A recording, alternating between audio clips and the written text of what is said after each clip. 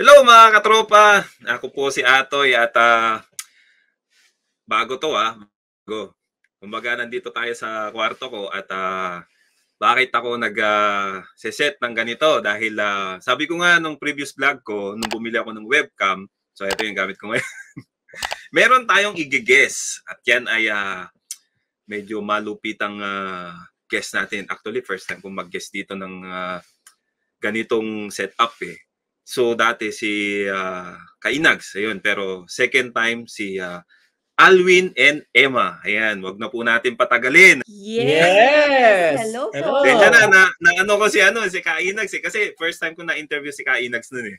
Wow. Oh, tapos second time po ngayon, pero dito sa setup na to. From Mindoro din. So, kamusta na po? Okay naman.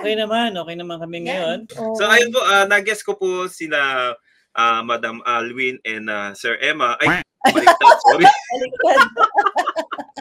Baliktad. Ginawa na kitang babae, Alwin eh. Sir Alwin and Ma'am Emma. Ayan po, sa Calgary po sila. At first time po sila dito sa aking channel and introduce yourself na lang po para mas malinaw. Yes. Okay. So, ladies first. So, ako nga pala si Emma and nandito kami ngayon sa Calgary. I am an international student. Nag-aaral ako ng Legal Assistant Diploma Program sa SAIT or Southern Alberta Institute of Technology. Yan. And ako naman, syempre, I'm Alwin. Ako ay isang OWP ni Emma. Meron din po pala silang YouTube channel yung po, Alwin and Emma, at napakadami po nilang sineshare about sa atin sa mga nagbabalak pag-Canada at sa mga nandito sa Canada na student po, actually student permit po bang tawag doon? Yeah, student permit, yeah. Student permit. So, kaya ako po sila na-interview dahil marami pong nagtatanong din sa akin. Which is parang naligaw ng channel. Hindi na. Kumbaga, tulong na rin po kasi malay nyo po, masagot natin yung mga katanungan nila. Pero bago po ako magtanong, sabihin yung mga katanungan nila, magtatanong din po ako sa inyo. Yeah, sure. So, yan po. Sisimulan po natin. Sa unang tanong ko ay, ano po pala yung buhay nyo talaga sa Pinas noon? Yeah. Okay. So, ladies first ulit. Ang buhay namin sa Pinas, simple lang. At nag-uumpisa, abogada ako. Yan. Nagtatrabaho ko sa law firm sa Makati. And yun, kakastart ko lang nung kakastart lang. 4 years and a half akong nag-work as a lawyer before lumipat dito sa Canada as a student. Yun. Yeah, kung siya abogada, ako abogago. Joke lang yan, guys. Ako naman, yun nga, simple lang din naman talaga yung buhay namin sa Pilipinas. Hindi naman sobrang, bali yun, may business, actually kami, may business kami as na restaurant. Tapos nag-online, rin ako, buy and sell, ganyan. So, tapos, katulad mo rin, boss, may computer shop din ako dati. Ayun po. Oo. Tapos, maraming basta more on business din talaga ako. Yes. Yeah. Business. Ayan po, ang buhay nila bago sila nandito, pumunta sa Canada. Maganda na ang buhay nyo sa Pilipinas. Di po ba? Pero bakit nyo naisipan pang makipagsapalaran dito sa Canada? Yes. So yung kasi, yung magandang buhay, subjective yan eh, 'di ba? Parang depende sa appreciation mo, maganda nga ba talaga? Yeah. Kasi maraming aspeto para maging kompleto, maging whole ang iyong buhay. So kahit na, for example, sasabihin nila nung ibang tao, actually ang dami rin abogado ka na, ba't ka pa nag-Canada? Well, okay naman yan eh, wala naman sa sweldo kasi yan, kasi yun nga, na-share ko na rin sa vlog namin and sa past interview na may marami tayong reasons. Nagbigay kami ng top 10 reasons. And then, syempre, isa na doon yung education. Since kasi nagka-anak kami, yan, first baby naman namin si Zion, parang nabago yung direction or yung goals mo. Hindi lang dapat work. Dapat balanse. And then iisipin mo rin, paano kapag nag-aral yung anak mo? 'Di ba kapag nag-aral naman diyan and gusto mo maayos na paaralan ng pasukan, ako daang-daang libo yung babayaran mo. Syempre, nasa sa amin naman yan kung pipiliin namin yung ibang mas murang schools. Tapos ito yung top reason namin din, yung healthcare system. Yun ang pinakamaganda. Yan, kasi kahit anong trabaho mo sa Pinas, kung hindi ka nakaka-feel ng security and stability na pag isang sakit lang, secured ba yung naiipon ko? So, pwedeng ma-wash out yan eh. Kasi based yun sa experience namin. So, based sa experience yun, ano pong nangyari? Yung daddy ko kasi, maraming beses na talagang nagkakasakit. So, civil engineer siya sa aming probinsya. And then, syempre, pwede talagang nakakaipon. Kaya lang, kahit despite ng ipon, alam mo yun, kung madalas magkasakit ang aking tatay noon, ganon din ka. Maraming daang libo yung nailalabas namin para lang mapa-hospital siya. So, nagdadialysis siya, ilang beses na talagang na-hospital. So, nakaka-drain ng funds. So, baliwala yung trinabaho niya for like 30 years. Doon lang napunta. Hold ko lang po doon, ma'am. Hold ko lang po. Nagdadialysis, di po ba? Nagdadialysis siya. May PhilHealth na yan, ha? Opo. Meron po akong video. Kung napanood niyo po, nung mga time na nag-uusap kaming magkakatropa, kasi nagpamerienda yung isang katropa namin, merong nagdadialysis doon sa mismong bahay na yun. Yes. Na nagre-renta rin po, nagdadialysis siya. Libre po. Yung dialysis niya, yung gamot niya, dinideliver sa mismo doon sa bahay. Tapos yung nurse, dinadalaw ng nurse para i-check up siya. Saan to? Lahat po yun, walang bayad. Canada na ba yan? Canada po, dito po sa Canada. Sabi ko wala to sa Pinas.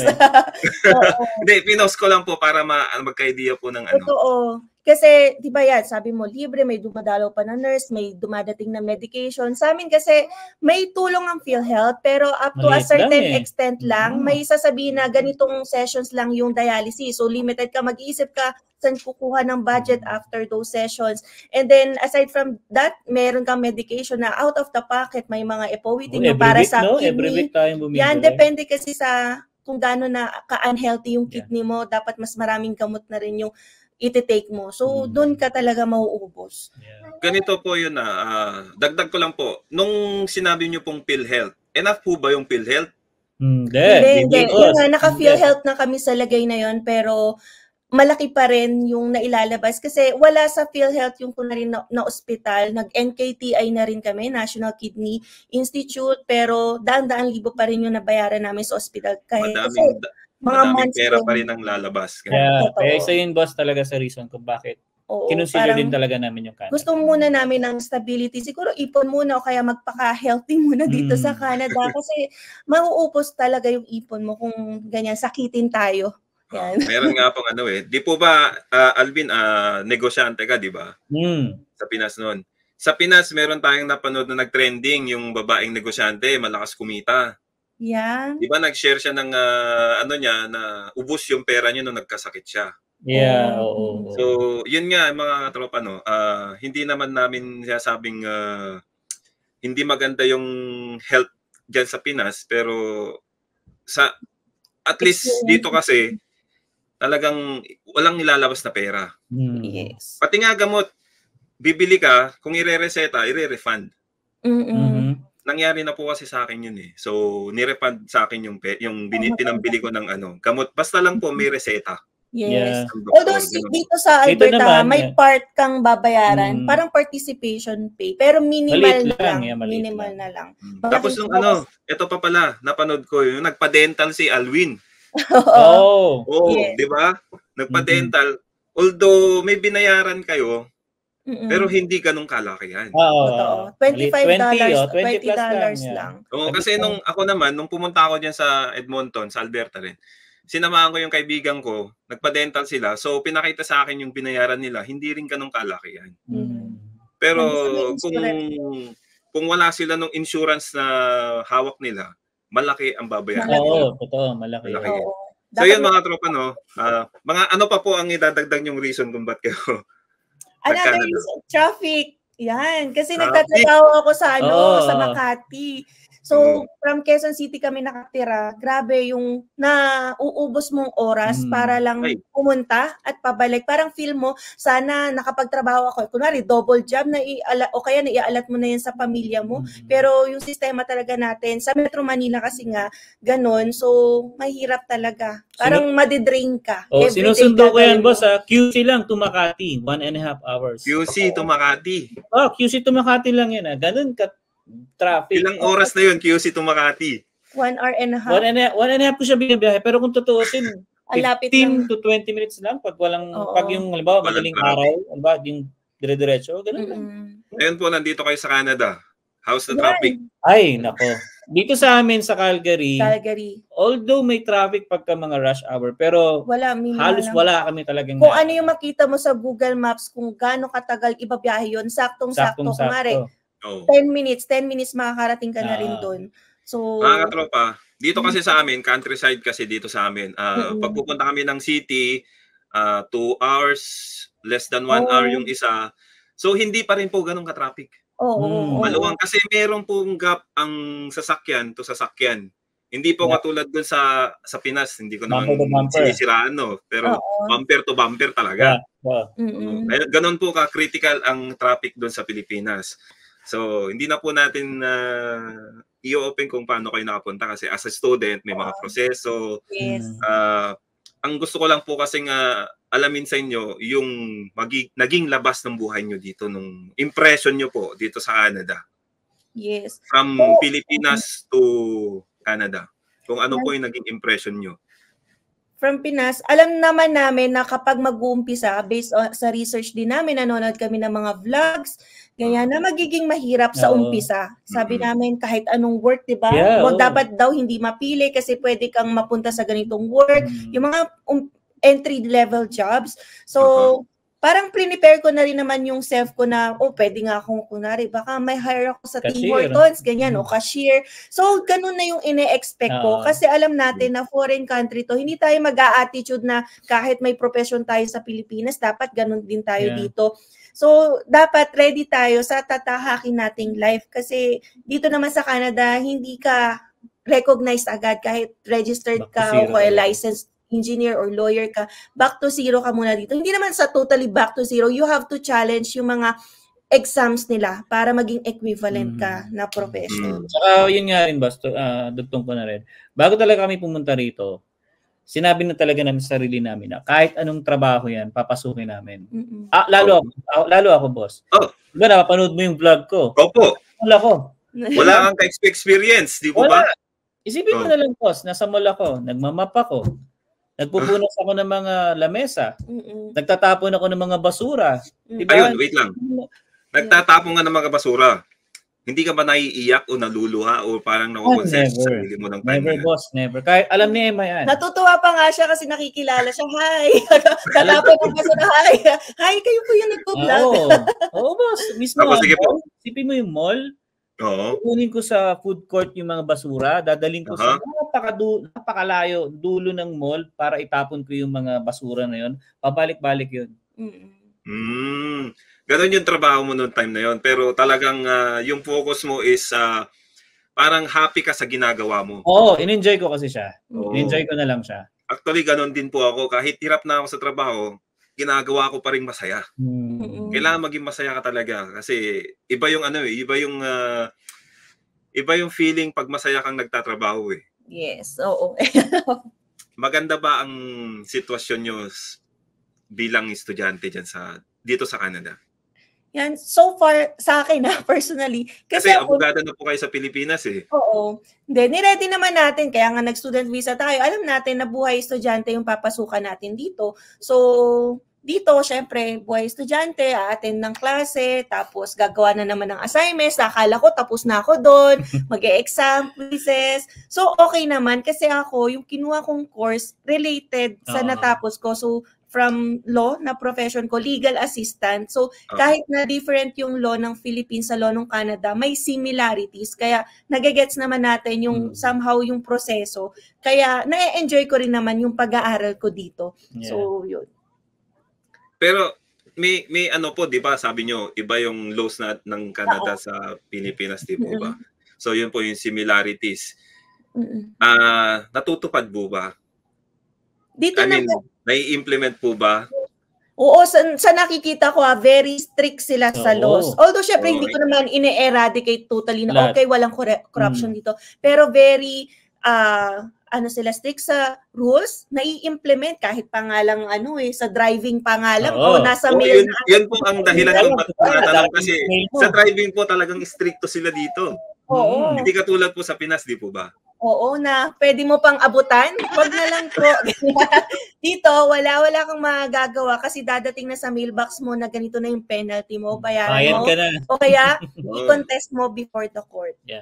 Diyan po sa Alberta, marami pong camera.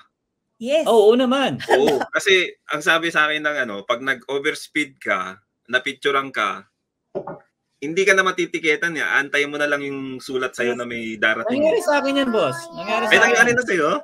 Oo, may vlog ako niyan. Oo, $193 ang penalty ni sa. Oo, ano ko na yun, 193.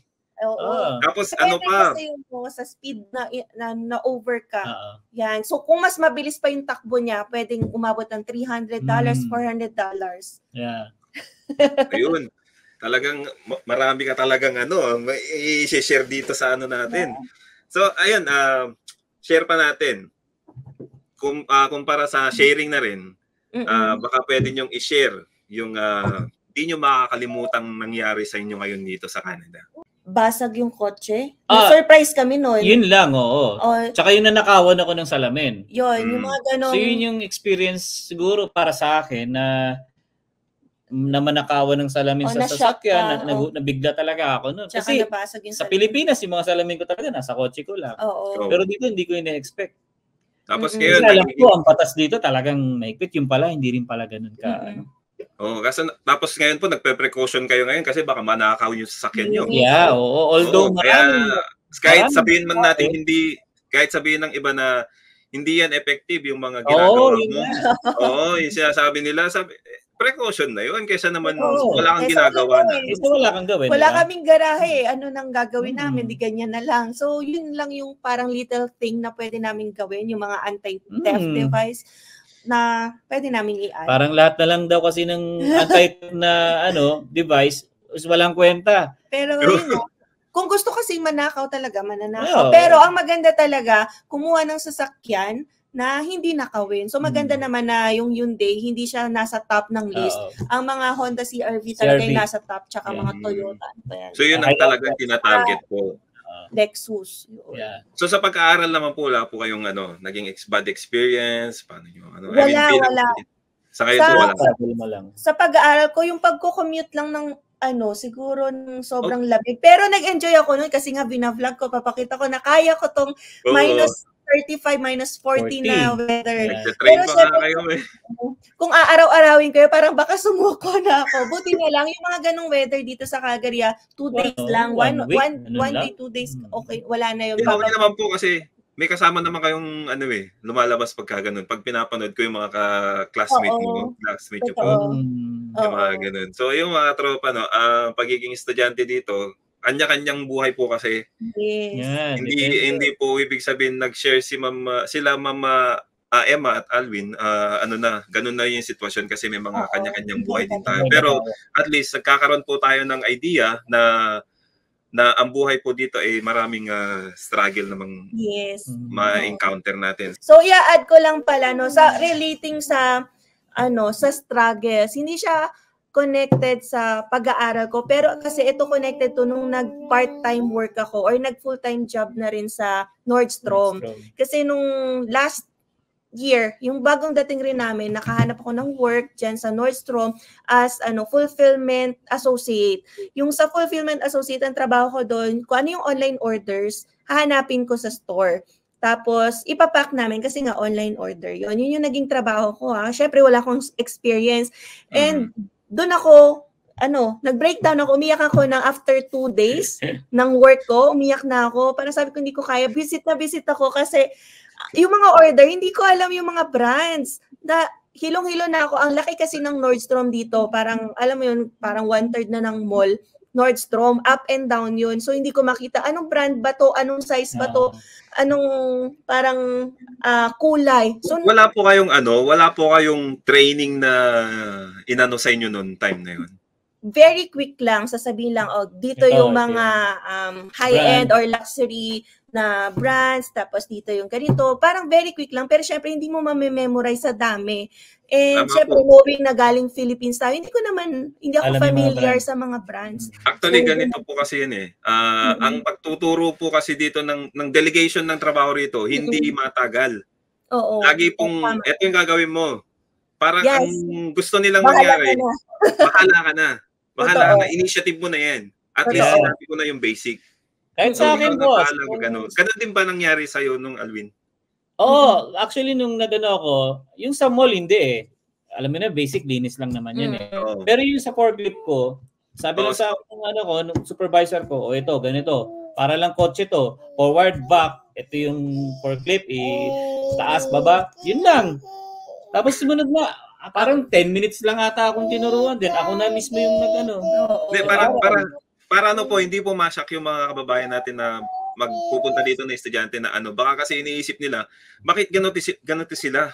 Parang iniiwan na lang kami, wala kaming alam. Baka sabihin nila, hindi naman nila sinabi sa amin lahat agad-agad. Parang so parang ang nangyayari kasi, kailangan maging fast learner. Yes, Tsaka hindi kayo spoon feed. Ina-assume na nila na nag-gets mo na. Opo, ganun po yun.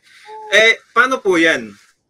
Mapunta tayo dun sa trabaho nga pala, no? Yes. Bilang estudyante po, di po ba meron kayong tuition fee?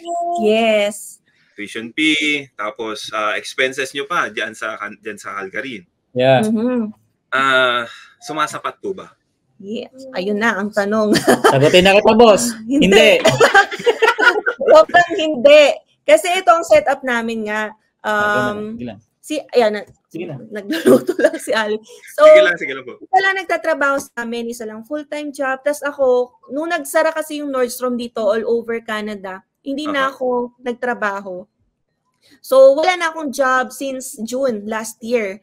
Kaya, syempre, parang may isip ng paano pa nagkakasya yung sweldo ng iisang tao lang dito, hindi nagtatrabaho yung asawa. So, masasagot namin, hindi talaga nagkakasya kung galing lang sa sweldo ni Alwin. So, kami, sasabihin, paano nyo nakakaya ang mga bills? Kasi nga, tayo dapat talaga, nasa Pinas pa lang, aralin mo na ano ba yung mga gastos or bills and dapat prepared yung budget mo. So magastos talaga maging international student, pero pwedeng magawan naman talaga, choice naman ng estudyante kung gusto niya mag part-time, mag full-time, mag double job. So ako kasi sa setup namin, choice ko na hindi muna mag-work, yan, para kasi mabantayan ko si Zion, kaysa i-daycare ko siya. So yun muna yung aming setup ngayon. Pero later on, yun nga, doon ko napipiliin work after graduation.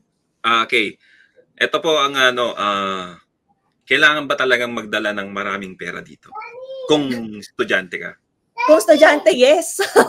Kasi yes, sa amin po, sa amin part po as a butcher ako, no?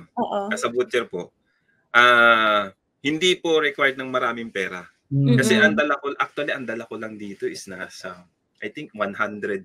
Yun lang po ang dala ko dito. Wow. Opo. $100 lang po. Parang kami kakabahan na, no? Pero sa inyo po, sa tingin nyo, mga magkano? Mga magkano? Ngayon kasi, kapag solo applicant, dapat ang proof of fund mo for the whole year is $20,000 na. So mag-a-add yan. May table of fees na si IRCC kapag magdadala ka ng asawa, then magdadala ka ng anak. So may additional. So I think yung adjusted rates ay tama na and namimit na yung inflation, yung kung ano man. Kasi yung dati, napakaliit pa ng figures $10,000 lang inire-require for the whole year, which is hindi kaya yon unless yung noon po yun. Kumbaga, hindi pa ganito kataas ang inflation ng Kaya dinoble na nila. Kasi, eto po, hindi ko pa po nasasabi pala. Sinubukan ko rin pong mag-apply as student sa Australia. Kaso deny po ako. Deny ako. Nasama rin yan sa papel ko po. At nakakita na po nila. Dahil ako kasi po settlement fund ang problema. At Yes. saka yung ano po pala, yung education ko kasi hindi yan cut po yung kasi yung education ko, hindi po kasi consistent yung education ko. May thumbs up po tayo yan. dyan. Nagulat ako sa nanggaling ang thumbs up. Okay lang po yan. So, Oo. yun nga po, ang sabi po sa settlement fund, yung perang dadalhin is dapat on hand mo na meron ka. Hindi yung pwedeng Totoo. gagaling sa ibang bangko Yes. tapos mawawala na yung pera. Kasi Totoo. dito po sa Canada, talagang gagamitin mo. Tama po ba? Tama. tama So, yun. bawal ang show money, yung for show lang, tapos For ibabalik show mo lang. dahil nakapasa ka na at na-approve ka na sa iyong student visa. Hindi pwede yun. Hindi Dapat pwede. talaga magbaon ka. Lalo na yung mga unforeseen circumstance, hindi guaranteed ang job dito. Paano kung matanggal sa trabaho yung asawa mo o kaya ikaw wala kang mapasukan for O certain katulad po sa inyo. Diba? So, dapat Biglaan. ready ka. Tama. Biglaan. Hindi ko alam na magsasara, mag-shutdown ng Nordstrom na pinapasukan ko. Lahat nagulat. Yung iba, 9 years na nagtatrabaho doon sa Nordstrom. Pero nung mag-shutdown nga dahil sa bankruptcy, walang nakuha. Yun. Dahil bankruptcy yung ground. So, walang makukuha. Parang, di ba, dapat ready ka sa Ready po talaga. Pero pag solo po, paano pa pag solo? Kayang-kaya po ba? Estudyante? Oo, Dapat estudyante. ready din yung Medyo tuition hirap fee. ka. Medyo Kasi hirap. Yung Wala kang makakatrabaho ng full-time talaga pag estudyante ka eh. Yan. Kaya kailangan mo kasi maraming fund. nung nasa Edmonton ako, meron akong napanood na sa news umuwi, solo solo siya. So parang nagsakripisyo siya, nagbenta ng mga ari-arian para sa Canada pero hindi siya nag-survive. I think hindi niya nakayanan dito. Ang dangerous lang din sa solo, lungkot. Pwede kang mapauwi dahil sa lungkot, wala kang kasama. Unless, sociable, makikipagkaibigan talaga sa iba. Meron po palang nagtatanong sa akin. Isang pamilya po actually maraming nagtatanong. Yun nga po ang dahilan kung bakit in-interview kayo kasi may mga nadadalaw po sa channel ko na gustong pumunta rito. Ako naman po kasi skilled worker. So, may mga age na mataas na po, nasa 55. Gusto pa rin pumunta dito sa Canada dahil po sa health benefits. At hindi naman po siguro sa health benefits, para na rin po sa mga anak nila, pamilya. Ngayon po, ano pong pwede nating i-advise? Pwede po nating bibigay na informasyon kung mga nasa ibang bansa, gustong pumunta dito sa Canada, at maganda na stable na yung trabaho nila, pero gusto pa rin pumunta sa Canada, ano po yung pwede nating i-share sa kanila? Yeah. So, number one advice ko talaga ay research. Ang research. international student, hindi siya guaranteed na magiging permanent resident kayo. So, lalo na yung sana share mo, Sir Atoy, na kapag ganun na yung age kasi, yan, bumababa na yung points natin kapag gusto nating mag-PR, CRS score kung tawagin. So, dapat strategize din natin kung gusto nating international student. So, after certain years, ilan ba yung magiging points ko na o total? Kasi pwedeng natapos ka nga as international student, pero ang baba ng score mo, hindi mo maipilit sa CRS score, yan, uuwi ka na lang after PGWP mo. Wait po. Hinto lang po ako dun. Sa score po sa age is pag 45 na po, nasa 0. Yan. Pag age 45 nasa 0. So magpapataas lang po yan pag nominee kayo. Yes. So, dapat talaga i-explore nila yung nomination ng province na pupuntahan nila.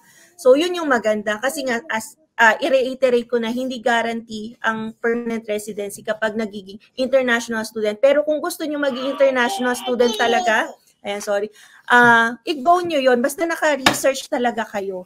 Yan. Maganda pa rin gawin ang international student kasi credential pa rin yan. Yan, isang maipagmamalaki mong degree or diploma na nakuha mo dito sa Canada.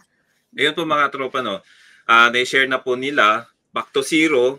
Pagpunta dito sa Canada, kailangan legit na meron kang pera talaga kasi hindi ganun kadali ang buhay dito, lalo na medyo tumataas po ang cost of living natin dito sa Canada. Especially yung rent.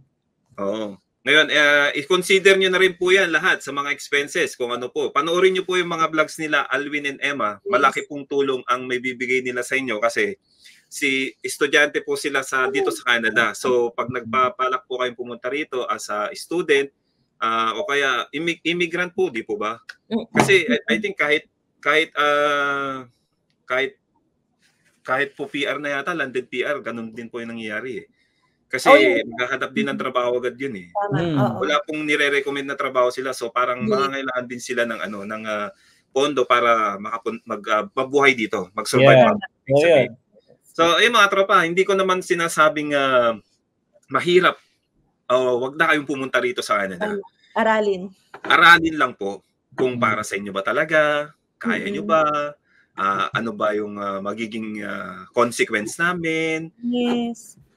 Kung ano pa yung may share nyo, ma'am, na ano? Opo, ang may share ko lang talaga ako sa mga aspetong international student ka na naliligaw, sabi mo sa channel mo. Kasi grabe, sobrang dami talaga na update at changes ng IRCC. Grabe, dapat talaga kayo updated. Kasi ngayon, di ba, hindi ka na makakadala ng asawa mo or OWP kung hindi ka magma-masters or doctor dito sa Canada. Big change yun. Napanood ko po yan.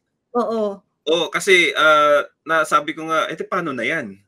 Tama. Paano na magsusurvive? Diba? So kailangan talaga ng malaking kasi pera. ngayon yung Canada. Yan. So dami na kasing pumapasok eh. Actually po, marami na rin dito sa amin na ibang lahi po. Na hindi na naaprubahan yung hindi na nabibigyan ng extension sa PR nila at hindi sila PR yung application na sa work permit. So parang hindi sila nabibigyan ng nominee. Yes. Yun kasi ang ginagawa po kasi nila, hindi ko naman po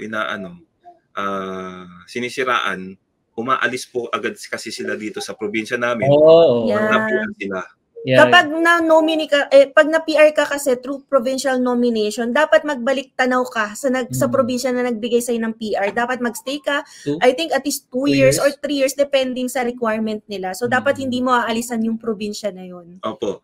Sa amin po, before po kami nasa Pilipinas, meron po kaming pinilapan at pinirmahan na Express of Entry. Express of Expression interest of interest. Yeah, express of interest. Sinabi po doon, nakasaad po doon na kung gusto ba naming mag-settle dito sa Manitoba, which is, sagot namin is yes. Yes, so dapat you have to be truthful. Hindi yung aalis.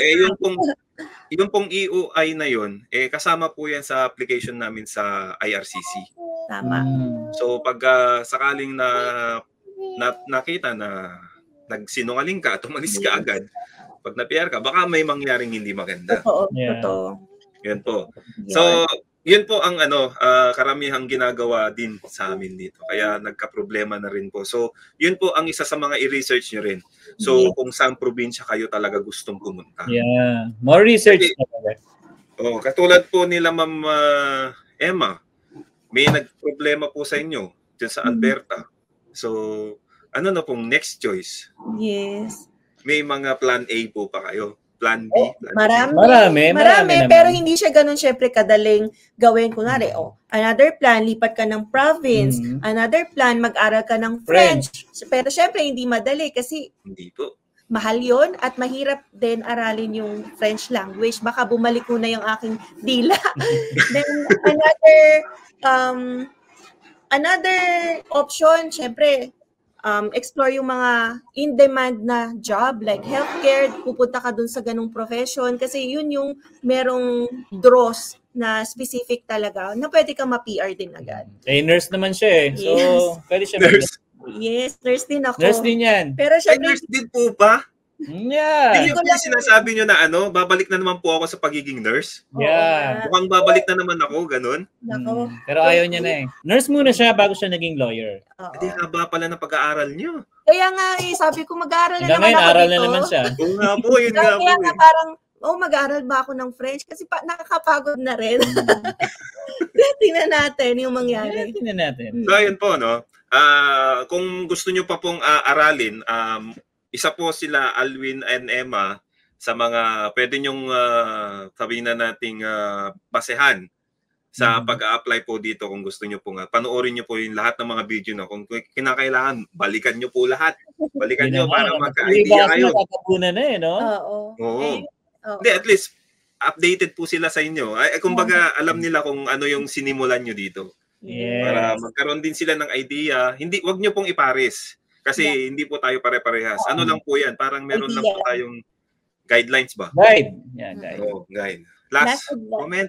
Last advice, kung itutuloy niyo yung pagiging international student and updated naman kayo, naka-research kayo, tibayan ng loob. Yes. Yan, tibayan ng loob talaga. Kasi dito sa Canada, alam mo, marami kang ma-experience na hindi mo na-experience sa Philippines. Pero focus on the goal. Kasi bakit ka ba nagka-Canada? Because nag-goal ka na maging mapabuti yung pamilya mo, yung future mo. So kung ano man yung maging struggle mo at first, parang hayaan mo na lang yun. Alam mo yun, lilipas din yun. Basta focus ka lang sa goal mo.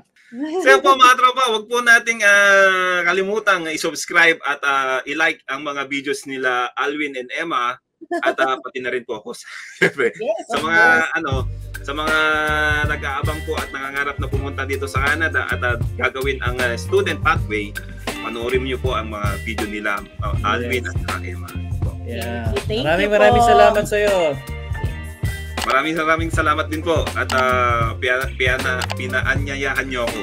Oh, naman. Kaya na, bulol-bulol ako eh. Anytime. Baby, you give me ice and fire. Lagi wag niyo po. Cut ko na 'yon. Oo, ikaw mag-edit niyan eh.